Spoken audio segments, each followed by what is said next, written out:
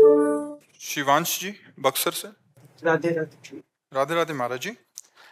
महाराज जी, हमें जो भी सुख अथवा दुख आता है वो हमारे ही कर्मों के फल से प्रारब्ध के रूप में आता है। ऐसे में अगर हमें किसी व्यक्ति के द्वारा कोई सुख या दुख आया तो उसमें उस व्यक्ति के उस नवीन कर्म को उसके परिप्रेक्ष्य में क्या ये तय किया जा सकता है कि उसके द्वारा ये शुभ व अशुभ कार्य हुआ है और उसके वो कार्य को उसके फल भी मिल जाएगा? अब इसको तो देखो भगवान ही जानते हैं, क्योंकि सर्वज्ञ तो भगवान है ना।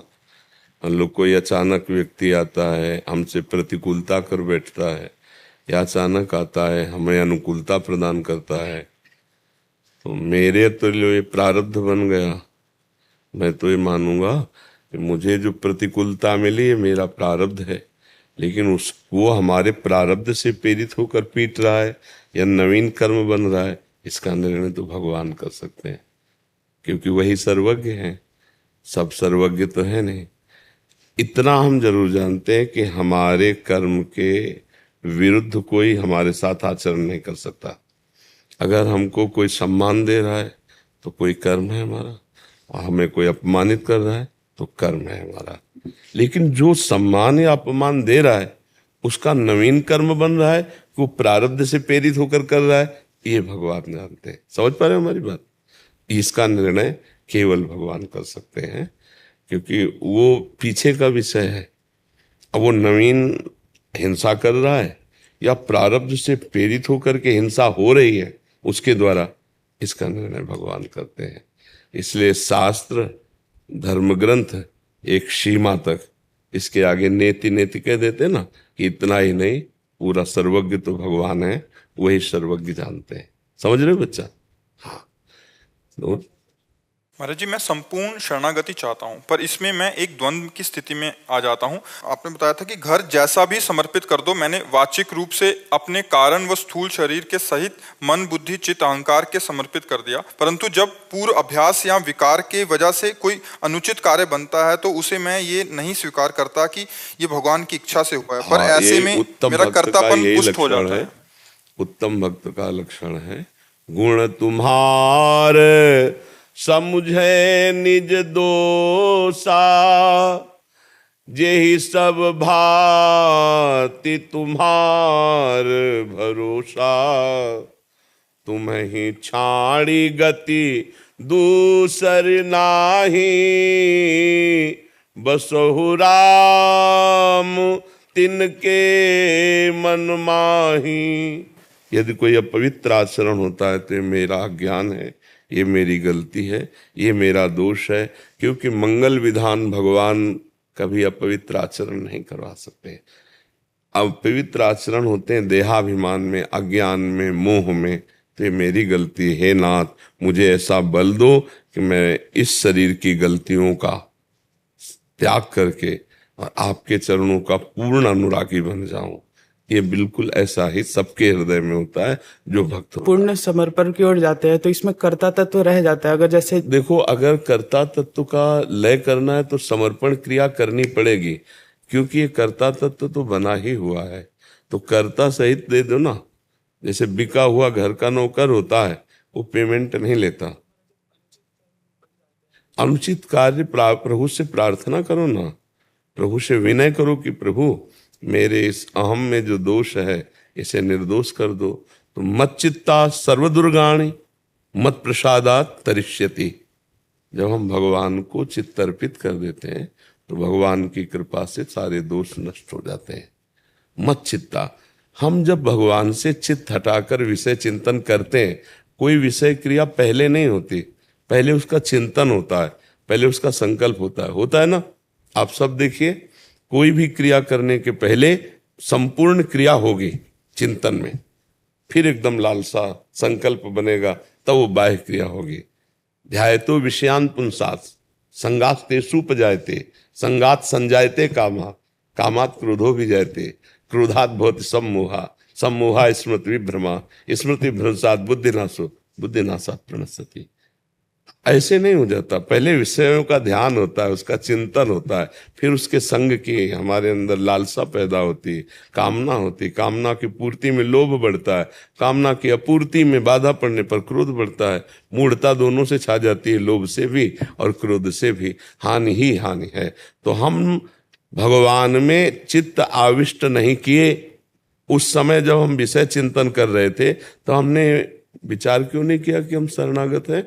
हमें शरण का चिंतन होना चाहिए, विषय चिंतन नहीं। हे नाथ बचाओ, मेरा मन विषय चिंतन कर रहा है। बढ़िया बन जाए। मत चित्ता सर्व दुर्गाणी, आगे मत प्रसादात तरिष्यति, मेरी कृपा से पार हो जाता है। प्रयास आप करो, कृपा भगवान की, विश्वास, पक्का कल्याण होगा। समझ रहे? अगर कल्याण न करना होता तो तुम नवीन बच्चे को ये सद्ज्ञान ही न देते। भगवान चाहते हैं तुम्हारा कल्याण, तो तुम साधु समागम प्राप्त कर रहे हो, शरणागत होना चाहते हो, निर्द्वंद अवस्था में जाना। बड़ी कृपा है। बस शांत भाव से थोड़ी जो त्रुटि है उसको संभाल लो। जो हमारा मन विषयों की तरफ जा रहा है उसको चिंतन करने का पूरा एकांत अवसर न दें। एकांत अवसर, अब 10 मिनट आप उसी में डूब गए हो जो डुबवा रहा है, फिर तो गलत हो जाएगा। जहां डुबवा राधा राधा राधा, वो कहेगा चुप रहो, इस समय कुछ मत बोलो, हमारी बात सुनो, हम तुम्हें बड़ा सुख प्रदान करेंगे। उसके सुख प्रलोभन में आप मत आइए। नाम चलाते रहे, नाम पहारू दिवस से। फिर कौन आपको बाधा पहुंच, जिसके पहरेदार नाम है, फिर कहाँ भ्रष्ट हो सकता है। बहुत अच्छे साधन पे चल रहे हो, बहुत अच्छे बच्चे हो, संभाल के निकलो। विषयों में, गलत चिंतन में जो हमारा समय है उसको हमें बाधित करना है। विषय चिंतन नहीं करने देना है, इंद्रियों को स्वच्छंद नहीं छोड़ना है। वो कैसे? वो नाम चिंतन से, भगवान का नाम जब। जहां वो आपको गंदी बात, राधा राधा राधा राधा राधा, देखना वो जलाएगा। बस स्वीकृति मत दो, चिंतन मत होने दो। भगवान का चिंतन जहां हुआ तो जीव भगवदाकार वृत्ति, ये मन भगवान में, बुद्धि भगवान में, चित्त भगवान में, अहंकार भगवान में, बहुत आनंद का विषय है। बस धैर्य पूर्वक चलते रहो। बहुत सही चल रहे हो, बहुत सही चल रहे हो। भगवान की बड़ी कृपा है तुम्हारे ऊपर। शांत भाव से आगे बढ़ते चले जाओ। कहीं कोई दिखावा, कहीं कोई बड़ाई का, मान का भाव ना आने पावे, तो यही मार्ग तुम्हें एक अच्छे सदगृहस्थ संत के रूप में प्रकाशित कर देगा। सदगृहस्थ संत, अंदर साधुता, बाहर से गृहस्थी का वेश, बहुत बढ़िया बन जाएगा जीवन। ठीक है? हाँ, अच्छे चल। आरती अवस्थी जी ग्वालियर से। गुरुदेव, आपके चरणों में कोटि कोटि नमन। गुरुदेव, जैसे कि आपने बताया है कि हम सभी लोग स्त्री व पुरुष की पोशाक पहने हुए हैं। जब किसी की मृत्यु होती है तो हम बोलते हैं कि वो चले गए। तो वो जो चले गए उसे हम कैसे पहचानें, क्योंकि हमारे अंदर भी वो है, तो आपने अपने अंदर उसे कैसे पहचाने? मन के बहकावे में आकर अब तक का जीवन तो बेकार हो गया, परंतु आगे नहीं करना चाहते। पहली बात तो ये है, किसका प्रश्न है? पहली बात तो ये है कि सोई जाने जेहि देहु जनाई। सबसे पहली बात है कि भगवान जिसे ज्ञान करा देते हैं वही जान पाता, और जो जान जाता है वो वही हो जाता है। सोई जाने जेहि देहु जनाई, और जानत तुम्हें तुम्हें हो जाई। अब दूसरी बात यह है कि जब भगवान ही हमको जनाएंगे तो फिर हम भगवान को अपना सर्वस्व माने। हमारा जितना संबंध संसार में है उसको हम घसीट कर पहले भगवान में, सबकी ममता ताग बटोरी, मम पद मने बांध बर डोरी। पूरा भरोसा भगवान का, एक आश्रय भगवान का, और निरंतर नाम जपने का प्रयास। ये दीर्घ काल निरंतर सत्कार सेवितो दृढ़ भूमि, बहुत लंबे समय तक ये साधन चले। भगवान का दृढ़ आश्रय, नाम जप और सत्संग। फिर अपने आप भगवान आपको ज्ञान प्रदान करने लगेंगे, आपके अंदर स्फुरित होने लगेगा। जब तक इन शरीरों में अपनापन है तब तक स्वरूप को नहीं जान सकते। 3 शरीर हैं, स्थूल शरीर जिसे देखा जा रहा है जागृत में, सूक्ष्म शरीर जिसकी स्फूर्ति होती स्वप्न में, और सुषुप्ति जिसको स्वभाव कहते हैं वो। ये तीनों शरीरों का जब राग मिट जाए तब जो हमारा आत्म स्वरूप है वो हमें अपने आप द्वारा अपना अनुभव होता है। ना इंद्रियों के द्वारा होता है, ना मन के द्वारा होता है, वो अपने आप द्वारा अनुभव होता है। वो भगवान स्वयं कराते हैं। तो हमें भगवान का नाम जप करना है, सत्संग सुनना है, और जितने शरीर के कार्य हैं वो सब भगवान को अर्पित करने हैं। और ये साधन बहुत लंबे समय तक बिना कोई टूटे, विघ्न आएंगे पर टूटे ना हमारा नियम, तो फिर भगवान की कृपा का अनुभव होने लगेगा, अर्थात ये ज्ञान जागृत हो जाएगा। बिना भजन, आज का सत्संग सुना है? जो सत्संग सुने, ब्रह्मा जी भी कह रहे हैं कि हम भगवान का नाम जप करके भगवान के ध्यान से ही सृष्टि रचना की सामर्थ्य प्राप्त किए हैं। तो हम भगवान का नाम जप करें, भगवान का स्मरण करें, भगवान की लीला कथा सुने, तो हमारी बुद्धि पवित्र होगी, तब हमको भगवान की कृपा से ज्ञान होगा। हम भगवत स्वरूप है, हमारा स्वरूप भगवत स्वरूप है। हम अलग अलग पहचाने जा रहे हैं शरीर के कारण, नहीं ना। आप स्त्री हैं, आप पुरुष हैं, पुरुषों में भी आप अमुक हैं, आप अमुक हैं, आप अमुक हैं, ये सब मायाकृत है ना। शरीर, कुल, रूप, जितना भी ये सब मायाकृत है। लेकिन जो हम है, जो है, उसका कोई नाम नहीं है। इसी शरीर का गर्भ में कोई नाम था क्या? गर्भ के बाहर आया तब नाम हुआ, शरीर का नाम हुआ ना। गर्भस्थ शिशु का क्या नाम? कोई नाम तो था नहीं। अच्छा, ये शरीर छूटा तो क्या नाम?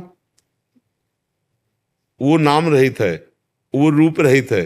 जो मैं है, महान तेजो में, वो भगवान का साक्षात अंश, भगवत स्वरूप है। वो कौन? वो मैं। समझाने के लिए वो कहा जाता है वो मैं। अब इस तत्व को जानने के लिए पहले शरीर की गलत बातें छोड़े, गलत भोजन छोड़े, गलत आचरण छोड़े, फिर अंदर गलत चिंतन छोड़े, गलत स्वभाव बदले।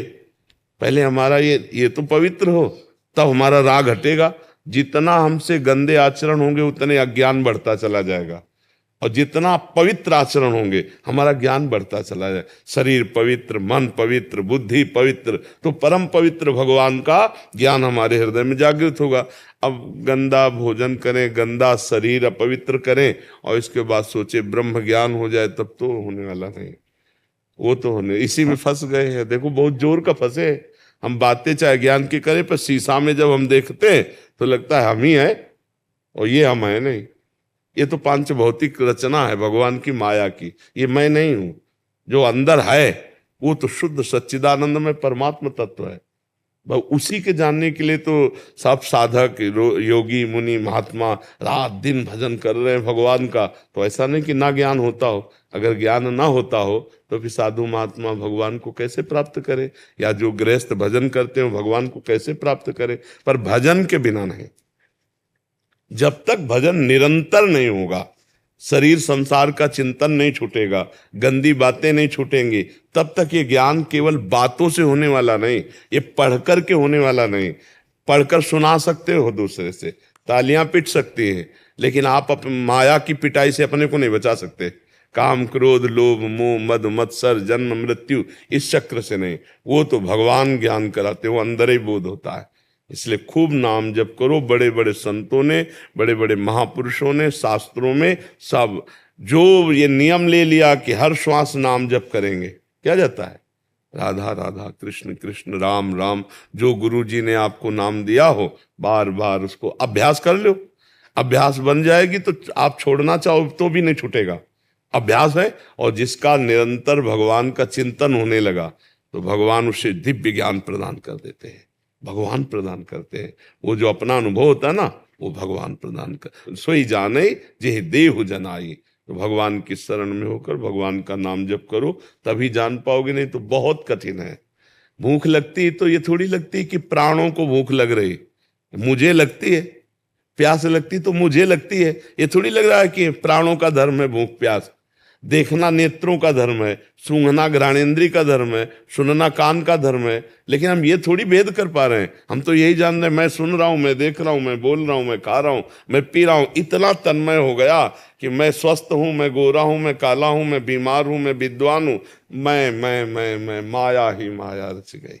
समझ रहे? एक जगह थोड़ी बंधे, बंधे ही बंधे हैं, और बिल्कुल नहीं बंधे। चैतन्य घन परमात्मा स्वरूप को कोई बांध ही नहीं सकता, पर अपने स्वरूप को भूल करके हम बंध गए, खुद बंध गए। हम ही को ही मुक्त होना है, और वो होगा किसी के आशीर्वाद से नहीं, भजन से। खूब डट के भजन करो, पवित्र आचरण करो, गंदे आचरण न हो, गंदी सोच न हो, तो इसी जन्म में भगवान का ज्ञान प्राप्त हो जाएगा, भगवान प्राप्त हो जाएंगे। मानव जीवन मिला ही है भगवत प्राप्ति के लिए। जी मोहन जी देहरादून से। राधे राधे। राधे राधे महाराज जी। गुरुदेव आपको बारंबार दंडवत प्रणाम। गुरुदेव, प्रार्थना के साथ जिज्ञासा है कि मृत्यु होते ही जब सूक्ष्म शरीर देख लेता है कि अब स्थूल हम शरीर ये नहीं कह रहा। रहे हैं कि मृत्यु के बाद के सोचो काहे को, मृत्यु के पहले ही हिसाब किताब क्यों न कर लो, लंबा काहे को खींच रहे हो, मृत्यु के बाद क्या होता है क्या नहीं। हम मृत्यु के पहले अपना पूरा हिसाब कर लेते हैं, हमें बात की तो परवाह ही नहीं। क्या हिसाब कर लेते हैं, मन और इंद्रियों को भगवान में लगा दिया। गीता जी कह रही, भगवान के श्रीमुख के वचन है, मन मना भव मद भक्तो माद्याधि माम नमस्करो। अगर मय्येव मन आदत्सो मयि बुद्धिम निवेश है, तो निवशस्य मय्येव अत ऊर्ध्वम न संशया। यदि तू मेरे में मन लगा दे, मेरे में बुद्धि लगा दे, तो मेरे को प्राप्त हो जाएगा, इसमें कोई संशय नहीं। तो जीते जी हिसाब किताब बराबर कर दिया। हम परेशान हैं मरने के बाद, हम क्यों आगे के लिए रास्ता रखे। हम सारी बुद्धि इस बात में लगावें कि हम मरने वाले नहीं हैं, शरीर मरने वाला ये कभी नहीं बचेगा, चेतन कभी मरता नहीं है।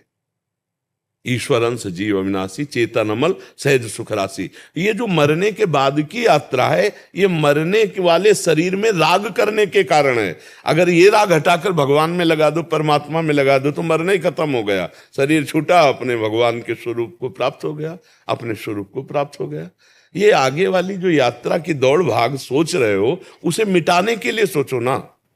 इसी शरीर में रहते हुए आनंद की कैसे प्राप्ति करी जाए। अरे आनंद चकाचक भरा है। शरीर का राग केवल छोड़ो, हम जो कह रहे हैं शरीर का राग छोड़ो। बोले कैसे छोड़े, बोले हो ये विवेक मोह भ्रम भागा, तब सब विषय विलास विरागा। विवेक जागृत हो जाए, उसके लिए पवित्र आचरण। आप देखो जीवन में क्या पवित्र आचरण हुए, कितने गंदे आचरण हो चुके हैं अपने लोग सबसे। आप देखो ना, अब वो जो गंदा हो चुका है मन, उसको हमको धुलना पड़ेगा, हम ही को धुलना पड़ेगा।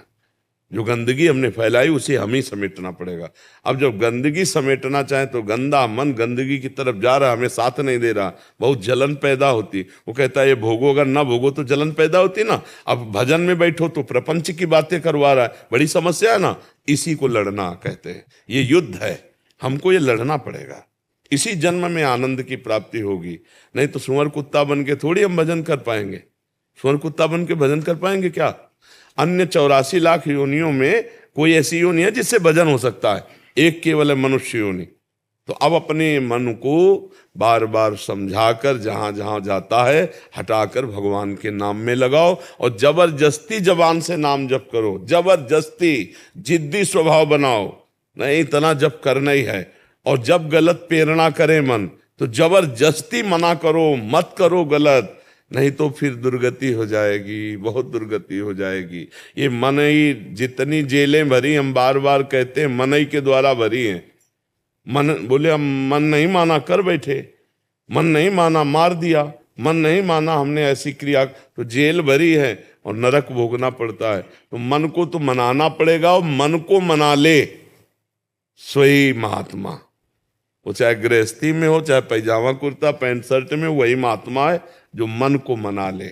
मन को मनाना बड़ा कठिन है, चाहे जिस देश में चले जाओ, चाहे जो भेष बना लो, अगर मन को प्रभु में ना लगा पाए मना के, तो संसारी ही है, वो पाखंड ही रहता है, वो कोई भगवान का भक्त नहीं, कोई महात्मा नहीं रह पाता जब तक मन भगवान में नहीं लगेगा। मन भगवान में, तो वो चाहे बालक हो, चाहे वृद्ध हो, चाहे स्त्री हो, चाहे गृहस्थ हो, वो भगवान का। पुरुष नपुंसक नारीवा जीव चराचर कोई, सर्व भाव भज कपट तजी मोहि परम प्रिय सोई। भगवान कह रहे कपट का त्याग कर जो निरंतर मेरा भजन करता है, चाहे स्त्री हो, पुरुष हो, कोई हो, बालक हो, वृद्ध हो, ज्ञानी हो, अज्ञानी हो, भगवान की कृपा से तेसाम हम समुद्धरता मृत्यु संसार सागरात, उसे मैं मृत्यु संसार सागर से पार कर देता हूं। अब डट के भजन तो करना पड़ेगा। अब भजन में मन नहीं लगता है तो हमको जबान से जपना पड़ेगा, यज्जिभ्यागे वर्तते नाम तुभ्यम। अब हम बोल रहे हैं राधा राधा राधा राधा राधा राधा राधा राधा राधा राधा राधा राधा राधा राधा, और इसी को धीमे उतारते चले जाओ, राधा राधा राधा। अब भी चल रहा है, बार बार अभ्यास करो तो अभी मन लग जाएगा, और ऐसे लग जाता है पूछो बैठे।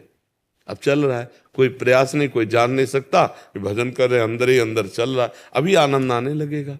नाम चल रहा है ना, चिंता मत करो, शरीर छूटेगा, भगवान की प्राप्ति होगी। हम कहते हैं जब पुत्र के मिस से बहाने से नारायण पुकारा और भगवान के पार्षद आ गए, उसे भगवत प्राप्ति हो गई, तो जानबूझकर नारायण पुकारोगे, राम राम पुकारोगे, कृष्ण कृष्ण पुकारोगे, तुम्हारा कल्याण नहीं हो जाएगा। अब बोले भजन में मन नहीं लगा, ऐसा कैसे है भाई? रुपया जब तुम्हें जरूरत होती है तो फिर मेहनत चाहे जितनी पड़े, हमको ओवर टाइम भी करने में उत्साह रहता है, क्योंकि रुपये की जरूरत है। तो अगर आनंद की जरूरत है, माया मुक्त होना चाहते हो, सब दुखों को मिटाना चाहते हो, तो नाम जपना पड़ेगा, जबरदस्ती मन से जपाओ और वो लग जाएगा। थोड़ा सा प्रयास करो धीरे धीरे। अब ऐसा तो नहीं कि बिल्कुल नहीं लगता, हम कह रहे 10-20 मिनट तो लगता होगा। तो अनंत जन्मों का बिगड़ेल मन 10-20 मिनट लग गया तो वो बहुत बड़ी बात आ गई। हम धीरे धीरे उसको अपने अंडर में कर लेंगे, उसको हम अपने कब्जे में कर लेंगे। हमें निराश नहीं होना। खूब पहले भोजन संभालो, भोजन पवित्र होना चाहिए। अगर अन्न दूषित है तो फिर मन दूषित है। अन्न का बहुत बड़ा प्रभाव, भगवान को अर्पित करके पवित्र भोजन पाओ। दूसरे का अहित मत करो, दूसरे के बेईमानी का भोजन मत करो। ये जो अधर्म का पैसा और ये सब चोरी और घूस और इस तरह के पैसे जो है ना, ये वंश को पूरा खत्म कर देते हैं, ये पूरी बुद्धि भ्रष्ट कर देते हैं। इसलिए चाहे जो कोई हो, अधर्म के पैसे से बचो, धर्म की कमाई से, वो भी उसमें भी 2 रोटी दूसरों को देने की भावना, धर्म की कमाई में, और खूब भजन करो, इसी जन्म में आनंद हो जाएगा। हाँ, ये थोड़ी सोचने कि मरने के बाद जीव का, अरे हम मरने के बाद नहीं, मरने के पहले हिसाब करना चाहते हैं। वैसे पूछना क्या चाहते थे? इस पर मृत्यु हो जाती है, सूक्ष्म शरीर देखता है कि स्थूल शरीर तो मर गया है, तो क्या उस समय भी मन भगवान का चिंतन नहीं करता? बिल्कुल नहीं, उस नहीं कर सकते। नहीं, कुछ नहीं, कुछ नहीं, उस समय कोई चिंतन नहीं, कर्माधीन। यही तो खास बात है, उस समय कोई चिंतन नहीं हो सकता। उस समय तो बस जो जिस कर्म के परिणाम से अंतिम समय उसकी जो स्मृति हुई, उसी स्मृति में तन्मय होकर के उसका शरीर छूटता है, और कर्म परिणाम में विवश होकर के उसे फिर भोगना होता है। उसका चिंतन भी महाराज जी वही चलता रहता है, मरने के बाद भी, जो बॉडी शरीर छूट गया उसके बाद भी चिंतन वही उस, तभी तो उसकी दुर्गति होती है। मतलब देखते हुए भी इतना। अगर चिंतन, तभी तो गोस्वामी जी कह रहे मन पछितई है अवसर बीते, दुर्लभ देह पाए हरि पद भज, करम बचन अरु जीते।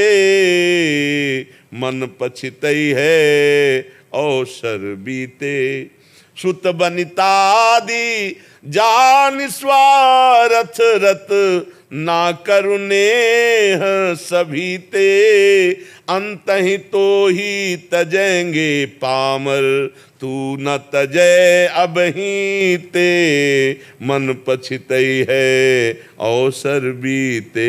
अकेला, सिर्फ अकेला, कोई साथी नहीं। और जो पाप कर्म किए हैं वही कर्म उसके दिमाग में छाए हुए हैं। एक एक कर्म का हिसाब उसको पता चलता है, मैंने ये कर्म किया, उसका ये दंड मिल रहा है। और भगवान का चिंतन केवल शरीर रहते कर सकते हो। इसीलिए तो देवताओं को दुर्लभ कहा गया है। मनुष्य देह कहा नहीं है, बड़े भाग मानुष तन पावा, सुर दुर्लभ सदग्रंथन गावा। आप अन्य शरीर में भगवान का चिंतन नहीं कर सकते। अगर भगवान का चिंतन करते रहे हैं पूरे जीवन और अंतिम में चिंतन बिगड़ जाए तो फिर भगवान का चिंतन हो जाएगा। जैसे भरत जी महाराज जीवन भर भगवान का चिंतन कर रहे थे और हिरण के बच्चे में चित्त फंस गया। अब अंतिम समय हिरण का चिंतन आ गया और शरीर छूटा और हिरण बन गए।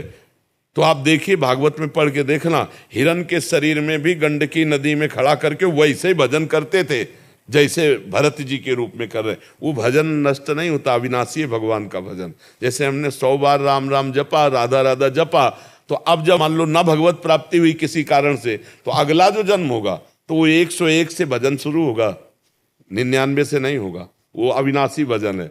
तो देखो, हिरण के रूप में भजन किया और अगला जन्म ब्रह्म बोध संपन्न महापुरुष जड़ भरत जी के रूप में हुआ। भजन कभी व्यर्थ नहीं जाता, इसलिए डट के भजन करो, सब समस्याओं का समाधान भजन है। शरीर छूटने के बाद कुछ चले, जितना कमाया बस उतना ही। ये नहीं कि आप उस समय राम बोल सको, कृष्ण बोल सको, हरि बोल सको, नहीं, वो केवल शरीर रहते। यही तो खास बात है। नहीं तो फिर क्या है, रास्ते में राम राम बोल के उद्धार ना हो जाए कि हम नरक लिए जा रहे हैं, राम राम बोल दे। दिमाग नहीं, ये तो दिमाग इसी शरीर में है। इस शरीर से भगवत प्राप्ति कर लो, या प्रेत बन जाओ, या नाली का कीड़ा बनो, या सुअर कुत्ता बनो, जो चाहो बन जाओ, इस शरीर से है।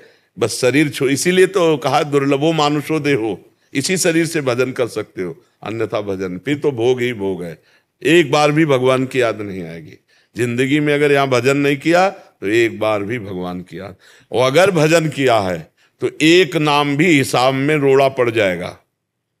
पूरे जीवन पाप किया और बोले एक बार इसने राम बोला, एक बार कृष्ण बोला, एक बार हरि बोला, एक बार राधा बोला, अब उसकी उन्नति हो जाएगी, क्योंकि उसका हिसाब नहीं। एक बार राम का क्या फल है, पूरी त्रिभुवन मायाकृत है। अरे एक बार राम बोला तो काम बन जाएगा, एक बार कृष्ण बोला तो बोले फिर ज्यादा भजन की बात क्यों कही जाती? क्योंकि अंतिम समय भगवान की याद आ जाए, हम निरंतर अभ्यास करें, हमें फिर अगला जन्म मिलेगा, फिर भजन करना ही पड़ेगा। हमारा कल्याण तभी पूरा होगा जब निरंतर भजन होगा, एक श्वास भी खाली ना जाए, तभी हमारा काम बने। समझ रहे हो ना जी? नारायण कुमार जी। राधे राधे। गुरु जी राधे राधे। प्रभु जी, जब से आपका दर्शन व सत्संग मिला है, आपका सानिध्य प्राप्त हुआ है, तभी से जीने का तरीका ही चेंज हो गया है। प्रभु, जब राजा परीक्षित जैसे ज्ञानी प्राणी इस काल के जाल में नहीं बच पाए, तो हम जैसे अधम प्राणी बच जाएंगे, बच जाएंगे। किसका प्रश्न है? हाँ, बच जाएंगे। नाम जप करते हुए, नाम जप करते हुए हर समय भगवान का नाम जप। देखो, कुछ लीलाएं ऐसी होती हैं जो जगत मंगल के लिए होती हैं। अगर परीक्षित से वो गलती ना होती तो श्रृंगी ऋषि का शाप ना होता, और श्रृंगी ऋषि का शाप ना होता परीक्षित जी को तो श्री सुखदेव मुनि ना आते, और वो ना आते तो भागवत न सुनाते। जगत को भागवत नहीं मिलती, और भागवत न मिलती तो कैसे कल्याण होता? लाखों का कल्याण भागवत ही सुन के हम बाबा जी बने। हमारे बड़े भ्राता 30 मिनट शाम के रोज भागवत सुनाते थे, तो बाल्यावस्था में वही सुनकर लगे जीवन का लक्ष्य भगवान की प्राप्ति, भाग पड़े। जीवन बदल देता है भगवान की चर्चा, सत्संग जीवन बदल देता है। तो ये घटनाएं होती हैं। जैसे सनकादि ब्रह्म बोध संपन्न महापुरुष है, जो ब्रह्म बोध है, भगवत प्राप्त से कभी क्रोध नहीं आता। लेकिन जय विजय ने बैकुंठ में रोक दिया, उनको क्रोध आ गया ना सनकादि को। तुम ये कथा ना जानते हो।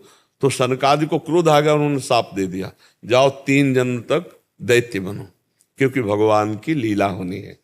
भगवान का रामावतार, भगवान का कृष्णावतार, भगवान का वाराह नरसिंह अवतार, ये अवतार उससे होने। तो बड़े महापुरुषों के द्वारा जो कुछ होता है वो जगत मंगल के लिए होता है। परीक्षित जी के द्वारा जो घटना घटी वो सारे जगत मंगल के लिए, श्रीमद् भागवत का जो हम जीवों को पान करने को मिल रहा है वो परीक्षित जी की कृपा से मिल रहा है। अगर वो लीला ना बनी होती तो हमें भागवत सुनने को ना मिलती।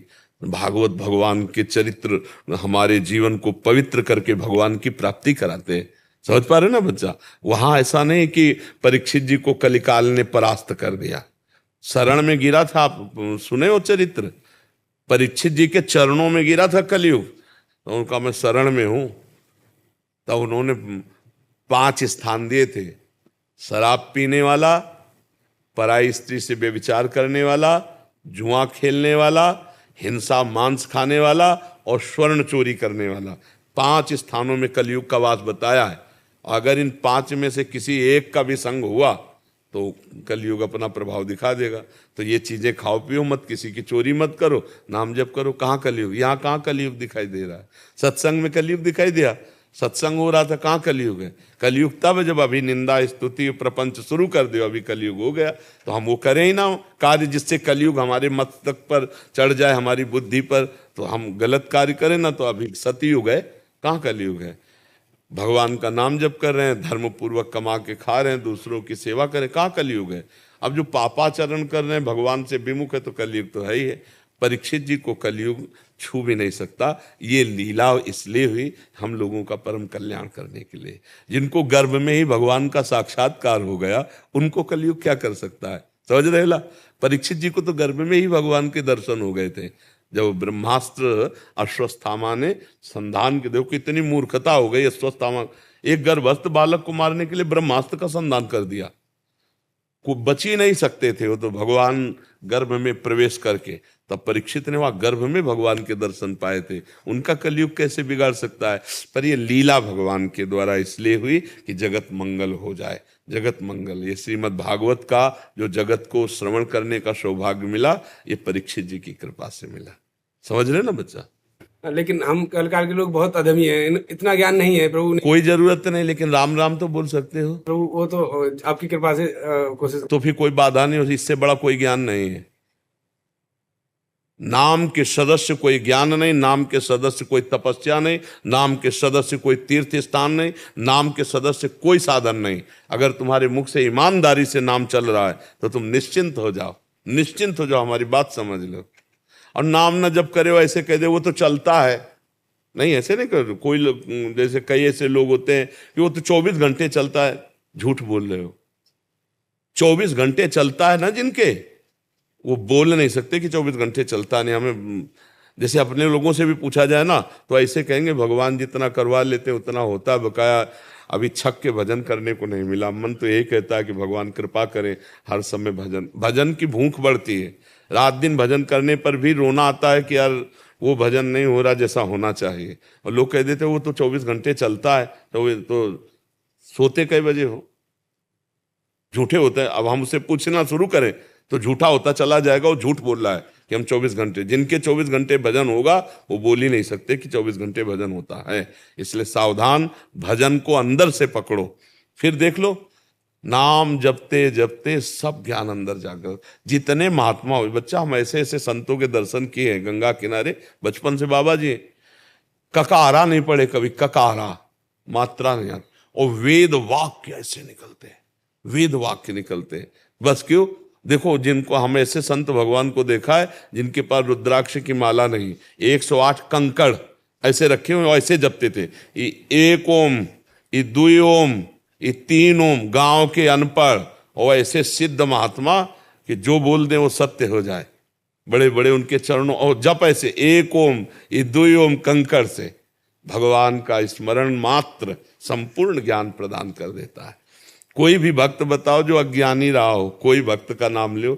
देखो हनुमान जी तो परम ज्ञानी है, ज्ञानी नाम अग्रगण्यम, गरुण महाज्ञानी गुण राशि, विश्वामित्र महामुनि ज्ञानी। जो भी महात्मा हुए परम ज्ञानी हुए, क्योंकि भगवान का नाम जब चल रहा है ना तो उसी नाम में सब कुछ। जैसे आप राम, कृष्ण या राधा, जो नाम है एक डिब्बा समझो जिसमें सब ज्ञान है, सब वैभव भरा हुआ है। अब जितना जब आप देखो, आपको तो इतना तो ज्ञान है कि हाथ जोड़ के पूछ रहे हो, गड़ासे से काट देते थे, दया नाम की चीज नहीं थी। सामान हो तो छीन लिया, नहीं है तो मार डाला, समझ रहे हो। और सीधे राम नहीं बोल पाते थे, और जब संत कृपा हुई और मरा मरा कहा तो महान ऋषि हो गए। समझ रहे ना, तो विश्वास करो ये कथा थोड़ी है, ऐसा हुआ है। खूब नाम जप करो, भगवान को बस नाम पे तुम एकाग्रता कर लो। हम नाम पे ही केवल बोलते हैं, हर प्रश्न का उत्तर नाम होता है, क्योंकि सब शास्त्रों का सारा नाम है। और ये खूब महात्माओं से, संतों से, और जीवन भर का अनुभव करके नाम जो पकड़ ले तो बस पार हो गया। और नाम जप नहीं है, गोस्वामी तुलसीदास जी कह रहे राम राम राम जी है, जो लो तू न जपी है, तो लो तू कहूं जाए, तिहूं ताप तपी है। जब तक जबान से भगवान का नाम नहीं जपोगे, भाग के कहीं चले जाओ, केदारनाथ, बद्री, आए तो धाम है वृंदावन। भजन नहीं है तो आनंद नहीं, आप देख लो। और भजन है तो ये तो वृंदावन धाम है। शौचालय में बैठने में आनंद आ जाएगा। शौचालय में बैठे हो और भगवान के ध्यान में तुम मस्त हो, नाम चल रहा है, तो वहीं रोना आ जाएगा। अपवित्र जगह है, लेकिन परम पवित्र भगवान का स्मरण हो रहा है, वहीं आनंद आए। कौन सी ऐसी जगह है जहां भगवान नहीं है? विचार करो, सर्वत्र है ना। हाँ, तो इसलिए हम नाम जप करें बच्चा। कलयुग भी भगवान ही है। जब सब कुछ भगवान है तो कलयुग भी तो भगवान है। और जब आप नाम जप करोगे, अच्छे आचरण करोगे, तो कलयुग आपका सहयोग करेगा। और जब आप बुरे आचरण करोगे तो कलयुग आपको, देखो हम ऐसे समझो, जैसे हमारी भारत सरकार है और पुलिस व्यवस्था किए हुए, पुलिस व्यवस्था है ना, अगर आप सही चल रहे हो तो आपको पुलिस सपोर्ट करेगी, वही हमारी रक्षा कर रहे हैं और वही हमें पिटाई करके जेल भेज देंगे, है कि नहीं। तो कलयुग जो है पिटाई करके नरक भेजता है उनको जो भगवान से विमुख हैं, मदिरा पीते हैं, व्यभिचार करते हैं, मांस खाते हैं, दूसरे लोगों को छीना झपटी, मारपीट, हिंसा, ऐसे को। और जो नाम जप करते हैं, कलयुग सहयोग कर रहा है, बढ़िया सहयोग कर रहा है। देखो कलयुग का प्रभाव देखो, अगर उस जो 10-10 हजार वर्ष तपस्या करने का फल था, वो केवल 24 घंटे नाम कीर्तन करने से प्राप्त हो जाएगा। ये हम शास्त्र की बात कह रहे हैं। भगवान व्यास देव जी ने कलयुग की जय जयकार की है। जो बड़ी बड़ी तपस्याएं करने पर हजारों हजारों वर्ष फल मिलता था, 24 घंटे भगवान के नाम कीर्तन से वो मिल जाएगा। कलयुग का बहुत बड़ा प्रभाव। अन्य युगों में मन से पाप होता तो नरक की प्राप्ति होती थी, और कलयुग में मन का पाप नहीं लगता, पर मन का पुण्य लग जाता है। कलिकर एक पुनीत प्रतापा, मानस पुण्य होई और नहीं पापा। कलयुग का बहुत बड़ा प्रताप, इसमें दोष भी है तो गुण भी है। तो अगर हम भगवान की शरण में, तो गुण वाला कलयुग हमें सहयोग देता है, और जब भगवान से विमुख होते, पापाचरण करते, तो फिर पिटाई करता है, दुर्गति करवा देता है। हमें डरना नहीं है, कलयुग में बहुत बड़ा गुण है। हाँ, कलयुग एक नाम मात्र जपने से भगवत प्राप्ति करा देता है। बहुत प्रणाम है कलयुग को, जो कलयुग में साधना सफल हो जाती है, वो और युगों में बहुत कठिनता थी। अब देखो, दाहिने पैर के अंगूठे के बल केवल खड़े हैं, दोनों हाथ उठा के 10,000 वर्ष तक तपस्या कर रहे हैं, तब कहीं उनके आराध्य देव प्रसन्न होते हैं। और यहाँ 24 घंटे नाम कीर्तन करके रो दो, भगवान को पुकारो, देखो आनंद की अनुभूति होने लगेगी। सारी बातें बन, हम आपको कह रहे हैं कि जीवन भर यही अनुभव करते रहे, ऐसे भगवान रखे हैं, ऐसे बाहरी कष्टों को गणना नहीं होती, उनके प्यार को देखा जाता है। तो विश्वास करो, कहीं कलयुग बाधा नहीं पहुंचा सकता। यदि नाम जप कर रहे हो तो और ज्ञान की जरूरत नहीं, अपने आप ज्ञान आ जाएगा। जो पढ़ लिख के ज्ञान होता है उससे माया पर विजय प्राप्त नहीं की जा सकती, जो हृदय से ज्ञान होता है उससे माया पर विजय प्राप्त की जाती। नहीं तो पढ़ लिख के सब माया पर विजय प्राप्त कर ले, बड़े बड़े शास्त्र को ज्ञान रखने वाले हैं, लेकिन माया में, माया मुक्त स्थिति नहीं। माया मुक्त स्थिति किसी संत महात्मा की चरण सेवा करने वाले, जो भक्तजन हैं, भजन करने वाले, समाज की सेवा करने वाले, उनके हृदय में जो ज्ञान होगा वो शुद्ध होगा, जो निष्काम भाव से करते हैं। और जहाँ प्रवचन है, सकामता है, रुपया पैसा मान, तो ये चीज अलग हो गई, ये भगवत प्राप्ति अलग है, ये अलग चीज हो गई। समझ रहे? तो नाम जप करो, खूब आनंद से रहो, कहीं कोई कलयुग नहीं है। आप बुरे आचरण ना करो, कलयुग है ही नहीं।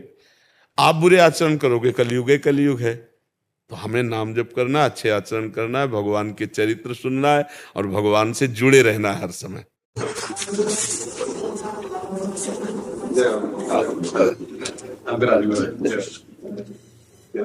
सतीत पावन श्री जी की प्रसादी।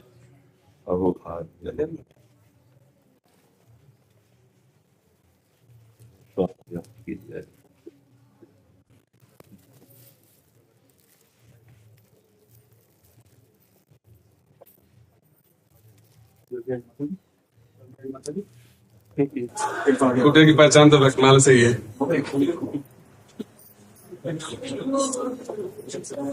श्री जी प्रसाद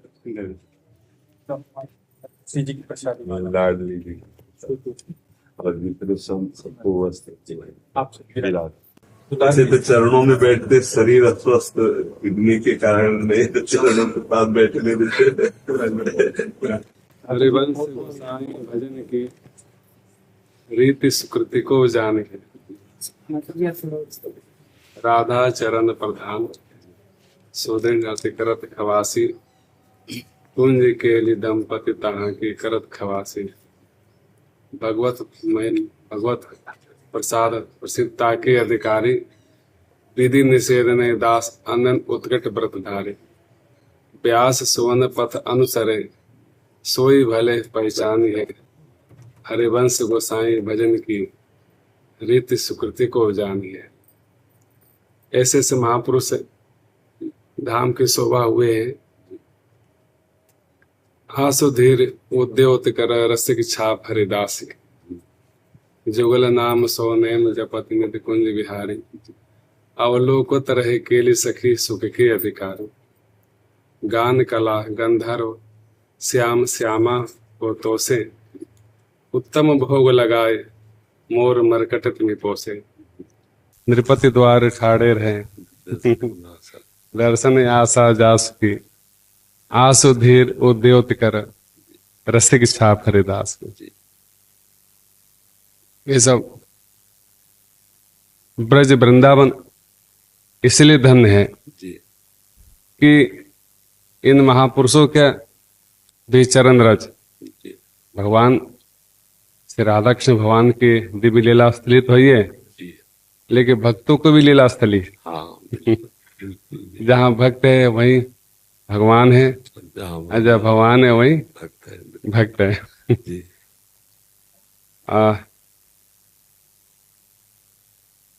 उत्कर्ष तिलक और दाम को भक्त इष्ट अति व्यास। काहू के आराध मचकछ नर हरि सुकर, बामन फरसा धरन सेतु बंधन जो सैल कर। एकन के रीत नेम नवधासो लाए, शुक्ल सुमोखन सुवन अच्युत गोत्री जो लड़ाए। नवगुण तोर नूपुर गयो, महत सभा मध्य रास के। उत्कर्ष तिलक और दाम को भक्त इष्ट अति व्यास के। जो तीन महापुरुष हुए हैं, और तीनों गंगा यमुना सरस्वती संगम स्थल श्रीधाम वृंदावन, संगम स्थल श्रीधाम वृंदावन, और जीव गोस्वामी जी महाराज। जीव गोस्वामी जी महाराज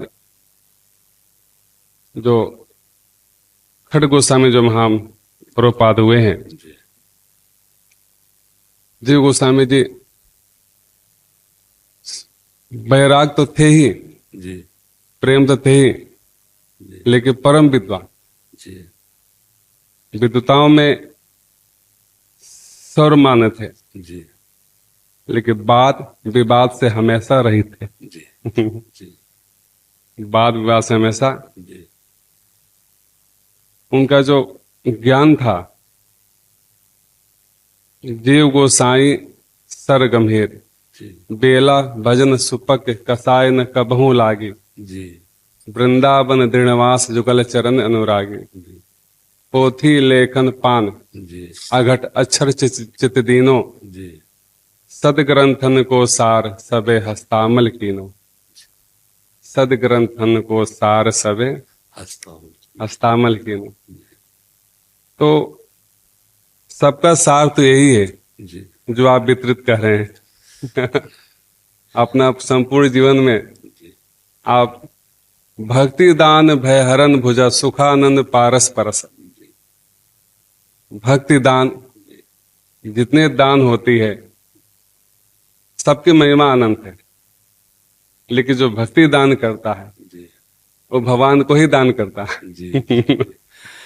इसमें ये भगवान की कृपा, वो किसी को भी निमित्त बना सकते हैं अपने दासों में से, और वही अंतर में बैठ करके अपने रस का पान कराते हैं। अपने लोगों की सामर्थ्य नहीं है, अपने तो उनकी आफिस है। अपने जितने दास जन हैं उनके, अब वो किसी भी ऑफिस में आकर के बोल सकते हैं, निमित्त वो किसी को बना ले, क्योंकि जो भगवद रस है ये जीव की सामर्थ्य नहीं कि दे सके, ये इसकी ही सामर्थ्य से है। तो वही आकर के हृदय में प्रकाशित करते हैं और वही अपने स्वरूपों को पान करवाते हैं। निमित्त मात्र केवल, वैसे कर्ता केवल प्रभु ही है। किंचन मात्र जैसे इधर झांक करके देखा जाए ना, तो किंचन मात्र कहीं कुछ नहीं है, कुछ नहीं है, वही बैठ करके जी। देखने वाले को तो सर्वस्व। हाँ, बस ये वो देखने की दृष्टि है, तो इसीलिए मतलब एक संकोच सा लगता है।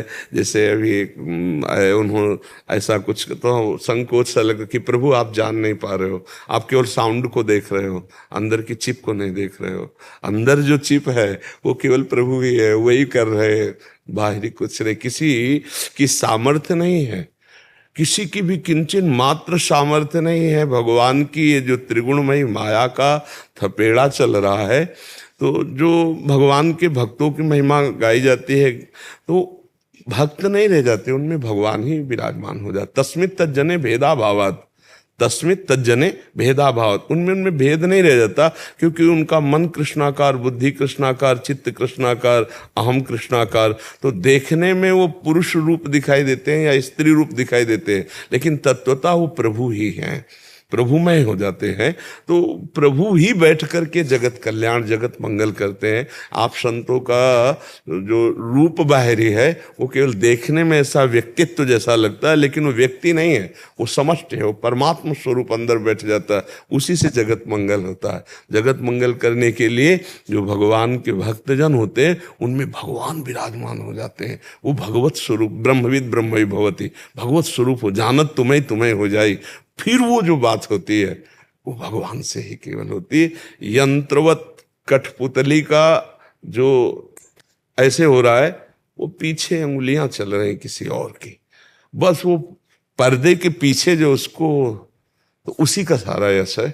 अपने लोग तो उनके हाथ की कठपुतली है, जैसे वो नचाए वैसे नाच रहे, सारा का सारा खेल उन्हीं का है, उनके सिवा कुछ नहीं महाराज।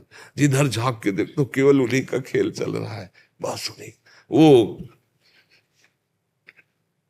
शून्य है, शून्य कुछ नहीं है, केवल वही कर रहे हैं, वही उन्हीं का सारा अपने तो जैसा प्रेरित कर रहे हैं, केवल वही है, वही सब। जगतगुरु रामानंदाचार्य भगवान जब अपने समय में आए यहाँ पर वृंदावन धाम में दिव्य यात्रा को करते हुए, तो भंडारा, संतों का भंडारा ही, सेवा ही मेन होता है। बृहद भंडारा हुआ, बृहद भंडारा। उस भंडारे में समस्त देवता रिद्धि सिद्धि छन भेष धारण करके सेवा करने के लिए आए। साक्षात अन्नपूर्णा महारानी आई, जहां रामानंद स्वयं राम पादुर्भूत महितले, साक्षात रघुनाथ जी ही आचार्य में पधारे हैं, तब परकर कहाँ चुकने वाले। बृहद भंडारा हुआ। संध्या काल में जैसे स्वामी जी ने प्रसाद ग्रहण करना चाहा, खीर, सुंदर एक बालिका आई, बोले कि बाबा आप हमको प्रसाद नहीं खवाओगे। तो सामने तुरंत पहचान लिया, हो ये तो श्री जी राधा रानी है। तुरंत प्रणाम के आसन बिछाए, बैठाया उनको, और अपने हाथ से खीर प्रसाद उनको, राधा श्री जी को भोग लगाया। दूसरे दिन समस्त ब्रज के बालिकाओं का, ऐसा कहा जाता है कि झरा भंडारा उसको कहते हैं कि सबको प्रसाद हो, कोई भी आए, कोई भी आए। संत का झारा तो होता ही है, इसलिए कुटिया में शुरू से ही जीव मात्र की सेवा होती है, जीव मात्र की सेवा, कोई भी चले जाए। तो समष्टि झारा भंडारा, ब्रज के गोपियां भी पधारी, सब आए भंडारे के। कुछ अभी पूज्य महाराज बताते थे, पूज्य श्री जगन्नाथ प्रसाद जी भक्तमाली जी महाराज जी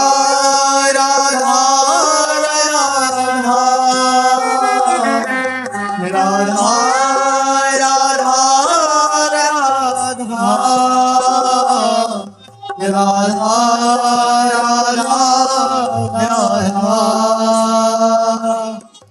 राधा राधा राधा श्री राधा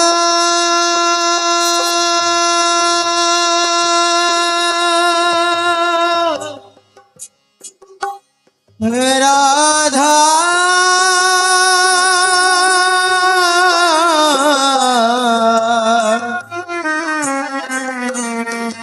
राधा